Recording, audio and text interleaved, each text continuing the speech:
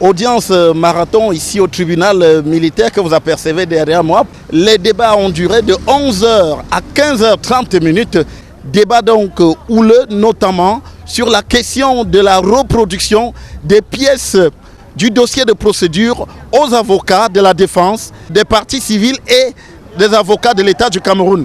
Donc pendant des heures, on a ferraillé ici sur cette question. Une première décision a été rendue par le président du tribunal, le colonel Missé Njone Jacques, mais cette décision a été balayée pratiquement du revers de la main par les avocats des différentes parties, parce que cette fois, tous les avocats se sont mis d'accord sur cette question d'avoir accès au dossier de procédure, alors que le tribunal militaire, lui, n'entend simplement que leur permettre de consulter le dit dossier. Pour les avocats de la défense, il s'agit d'un préalable qui doit être résolu avant que le procès ne se poursuive.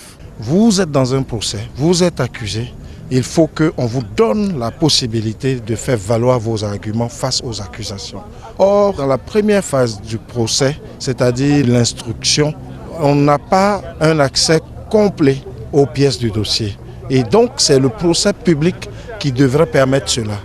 Si nous n'avons pas raison, qu'on rende une décision, et c'est cette décision qui va nous permettre d'aller devant une juridiction supérieure. C'est pour ça que nous ne faisons pas que nous aligner, nous sommes de cette posture-là, et je pense que nous allons la défendre autant que nous n'aurons pas eu une réponse claire et dans les formes requises par la loi.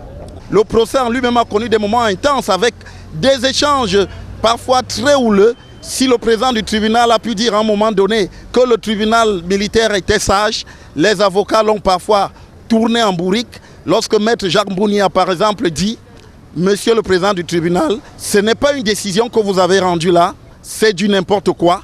On a pratiquement retenu son souffle et le président du tribunal s'est montré lui-même souvent très serein avant de renvoyer les débats pour le 27 mai prochain. Depuis le tribunal militaire, pour Equinox Télévision, Joël Essengue, Guy Zogo.